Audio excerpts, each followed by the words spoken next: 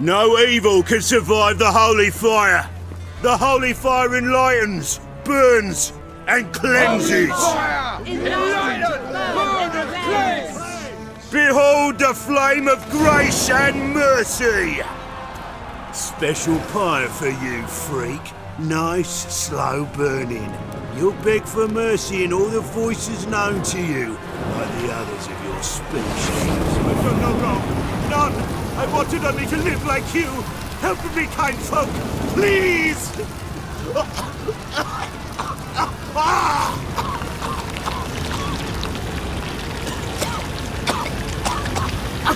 Gosh, look! A Doppler!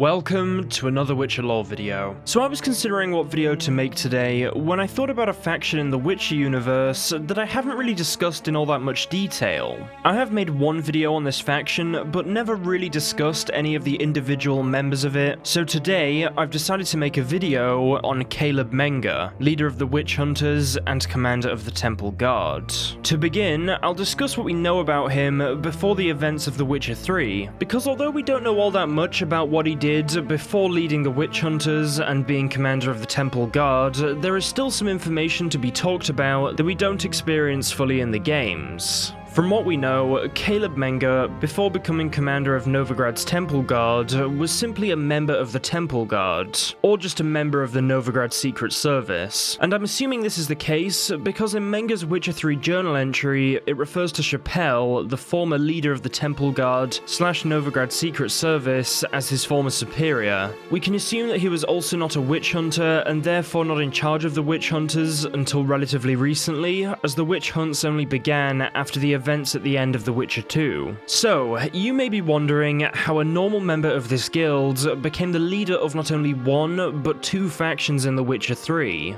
Well, the former commander of the Temple Guard was a man known as Chappelle, and I won't get fully into his story, but I will say that this character died of a heart attack. Luckily, when this character died, a Doppler was nearby who then assumed the form of Chappelle. This Doppler then became the leader of the Temple Guard, however sometime later, in the events leading up to Geralt's arrival in Novigrad in The Witcher 3, Caleb Menge discovered he was a Doppler and then arranged for him to be burned at the stake. Menge then assumed his position as leader of the Temple Guard. We can assume he was probably already the leader of the Witch Hunters at this point, as the Witch Hunters hadn't been around that long, and I can't imagine they had a previous leader before Menge, and if they did, he or she isn't mentioned. It's worth also mentioning that we can actually see the burning of the Doppler Chappelle as Geralt when we first enter Novigrad. He's the guy being burned at the stake by Menge, whilst Menge is also burning the sorceress, Felicia Corey. This brings us to the events of The Witcher 3 involving Menge.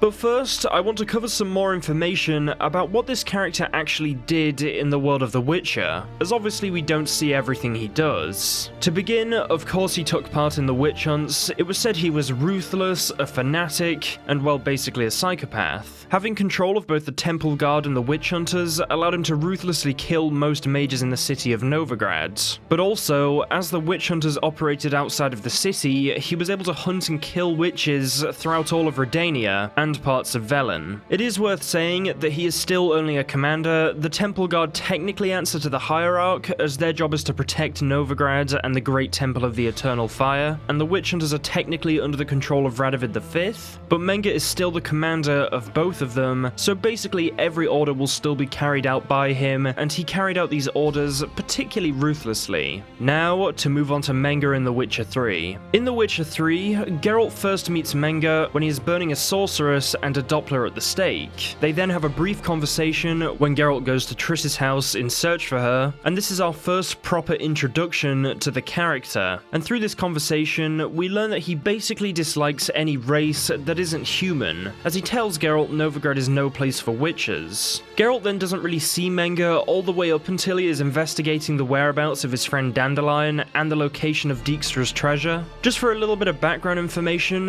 Geralt had been looking for Dandelion, but also had been tasked by Dijkstra to find his stolen treasure. Geralt learned that Dandelion had been the one who stole the treasure, but then had been imprisoned by the Temple Guard on Temple Isle, and that Dijkstra's treasure had been confiscated by Menge. Geralt then devised a plan with Triss to temporarily hand her over to the witch hunters so he could talk with Menge and find out where he was keeping Dandelion. Initially, the plan was to tell Menge that he had information about the lodge, but he would only share it if Menge released Dandelion. The entire quest can go many different ways. In one way, Geralt simply kills all the witch hunters, including Menge. In another, Geralt can talk to Menge and then kill him. And finally, Geralt can talk with Menge and then Triss kills him, and then they burn down the entire building. Basically, in every outcome, Menge dies. It is possible to learn that Menge had transferred Dijkstra's treasure to a Kaviri vault, assuming you ask Menge, and therefore refrain from killing him straight away. I'll also say that the reason they had to do this plan in the first place was because Menge basically never left his headquarters, and even then,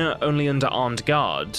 When Menge dies, of course his story ends. However, he does still appear in a way later in the game. This is because Geralt gets his Doppler friend Dudu to impersonate Menge and have Dandelion moved. The reason they needed Menge for this was because Menge had ordered that Dandelion stay in Temple Isle and to not leave his cell until he made the order for his transfer in person. I believe Menge wished to have an extravagant execution for the poet in Oxenfurt. I believe it isn't known whether anyone was appointed as the new commander of the Witch Hunters, or the commander of the Temple Guard and therefore Novigrad's Secret Service, but perhaps Radovid and the Hierarch just assumed those roles, as Menge was more of a middleman anyway. I'd imagine that they would have to appoint someone else to lead the Novigrad Secret Service, but we don't actually find out who it is. Something I'd like to add about Menge is just a comment I have in regards to his armor. If you notice, his armor possesses many similarities to most Witch Hunter armor, but what I think is quite a cool detail is the fact that it has red stripes present on it, which is similar to the red on the Temple Guard armor. So his armor is kind of a blend between a Temple Guard's and a Witch Hunter, which I think just represents him perfectly, and I honestly think is one of the cooler armors in the game, just because it feels quite unique and creative. Finally, I just thought I'd add one more closing remark in regards to something mentioned in the Witcher 3 journal entry on Menge. It states in the journal entry that Menge was one of the more hideous monsters to ever walk the earth, which I think just gives you an idea of what he was like. Of course, this might be a bit biased, considering it's from Dandelion's perspective, and Menge imprisoned him, but considering what Dandelion has seen in his time, I would take his words with some weight. Anyway guys, that's the end of today's video, and I hope you've all enjoyed. If you like these sort of videos, support this sort of content, and want me to make more, I'd really appreciate you liking today's video, as it lets me know you want more, and that you just support this sort of thing. Also, I make Witcher videos every week, so be sure to subscribe for more Witcher content, and I suppose just to support me in general. I also have a question for you guys, which isn't something I do often, and I used to do a lot more, but I genuinely want to know who you think the cruelest character in The Witcher is. Personally, I'd say the cruelest character is either Bonhart or maybe Vilgefortz, but I'd like to hear what you all have to say, as Menge is certainly up there for me. Be sure to follow me on Twitter, and as always, a big thank you to the Patreon pledges. You guys are honestly amazing, and just thank you all so much for the support. I'm glad to put all of your names at the end of these videos, and just thanks again. Also, just thanks to everyone that likes, comments, and subscribes. Anyway, that's it for today's video, guys, and I'll see you in the next one.